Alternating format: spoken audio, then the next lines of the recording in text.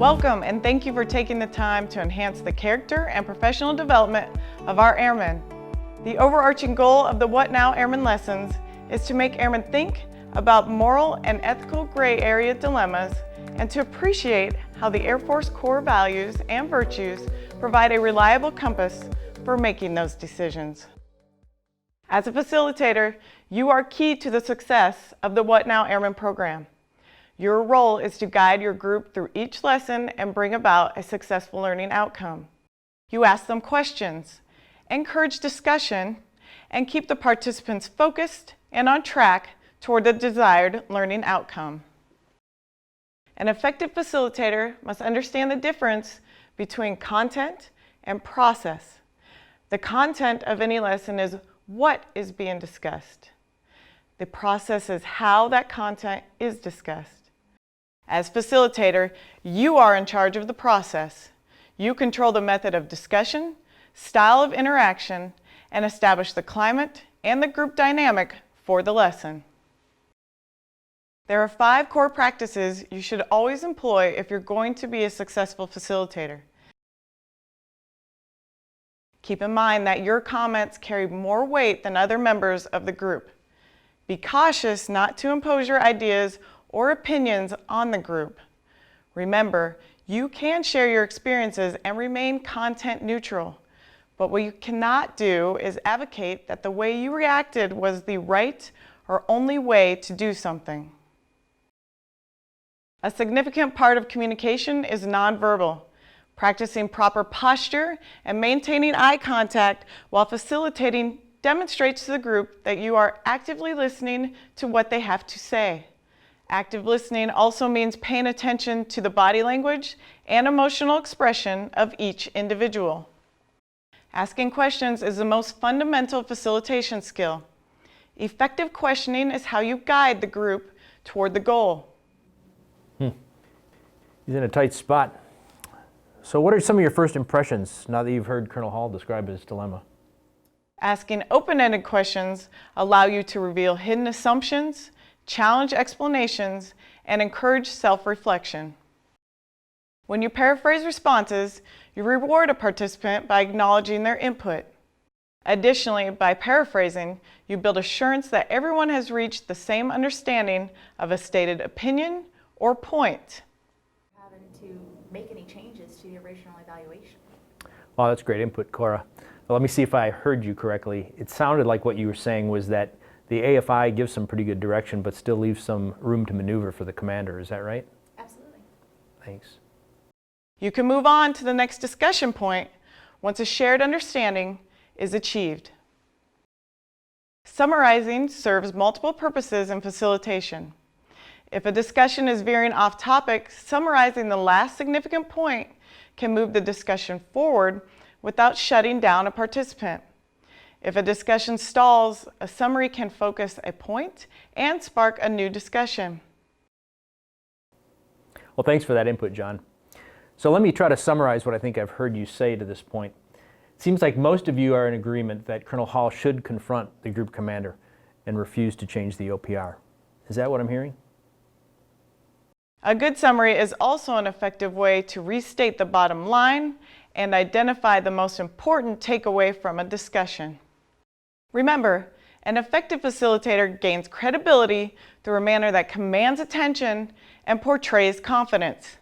They ask pertinent, thought-provoking questions to ignite dialogue.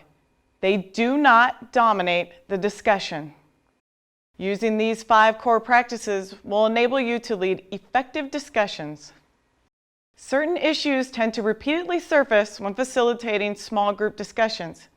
The efficient handling of these issues is important to maintaining a beneficial discussion for all and ensuring a successful learning outcome. There are always individuals who do not feel comfortable contributing to discussions. However, their input is valuable and you should always look for nonverbal clues that they may be ready to speak.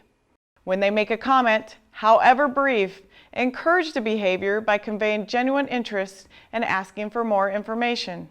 Others will see this and feel more comfortable participating. It is typically easy to identify this participant. It is important early in the discussion to set limits for this individual. Because if he goes and thinks about what the group commander is going to come down with as a punishment maybe, then he's going to find himself in a lot more trouble in the future because he won't have his own credibility set with his own people, and he's going to have to rely on what the group commander expects. You know, that's a great point, RJ, and it's important to be passionate about what you believe. But to ensure that everybody gets a chance to share their point of view, let's hear what Anita has to share. Actually, I agree with Reminding the group that participation is expected from everyone, or asking a referral question of someone else in the group are good strategies for redirecting a talkative member of the group. The lessons you'll be covering open the door to off-topic discussions. When this occurs, take a soft to firm approach to getting the discussion back on track. The last thing you want to do is shut down individual or group participation. I'll get all these changes made into the document and I go to save it and my computer locks up. I just wish the government would go to Macintoshes instead of PCs. It just drives me crazy. Wow, Darren, you really had some bad luck. But you know, in the interest of time, I'd like to bring us back, and I'd like to focus on the core values that are really being challenged here today. The majority of the time, this approach will succeed in refocusing the discussion. There is one exception. If a participant is sharing a personally emotional story, you have to be careful about cutting them off. You have to decide whether it is more important to bring the discussion back on topic or to let the individual continue their conversation. You should also be aware of some potential pitfalls when facilitating a What Now Airman lesson. Don't let the group focus the entire time on the specific example given in the video. The discussions need to be more than just a problem-solving exercise. Participants sometimes complain that they don't have enough detail in order to make a good decision. You have to remind them that we're not asking for a decision, but rather a reaction to the situation. Comments similar to, "I never would have gotten myself into that situation," may occur in an effort to try and opt out of giving input. Remind the individual that they may never be faced with the situation, but they probably will have a wingman that will face such circumstances and will look to them for guidance. Sometimes a group will not head in the direction of the Air Force answer to a question. As facilitator, you need to understand the issue, what the Air Force answer is, and why it's the right answer. Successfully facilitating a What Now Airman lesson requires preparation. Review the scenarios ahead of time and be familiar with the perspectives presented. Have a personal example ready to share for each character's perspective. Be sure to write down these examples so you can use them in future events. A personal example that connects in some way to the Air Force core values and virtues is especially effective. Make sure the small group discussion area is set up in a manner that puts you as part of the group, not the focus of the group. Make sure each individual will be able to clearly see and hear the lesson scenarios. Finally, make sure all your equipment is set up and operational before you start the facilitation. Be ready with an introduction exercise or icebreaker to ensure the participants are comfortable speaking with and in front of each other. Explain your role as facilitator, their role as participants, and clearly outline the rules for discussion. Now that you are prepared, it is time to present the lesson. Briefly introduce the specific scenario and play the main character video. An immediate discussion and group consensus typically occurs at the conclusion of the first video. It is important to recognize this. Further the initial discussion by asking questions of the group. After the initial discussion, select the character scenario that is the most different from the group's position and play that video. That is the format for lesson presentation. Play video scenario, initial discussion, further discussion by asking questions, consensus discussion, and then on to the next character perspective.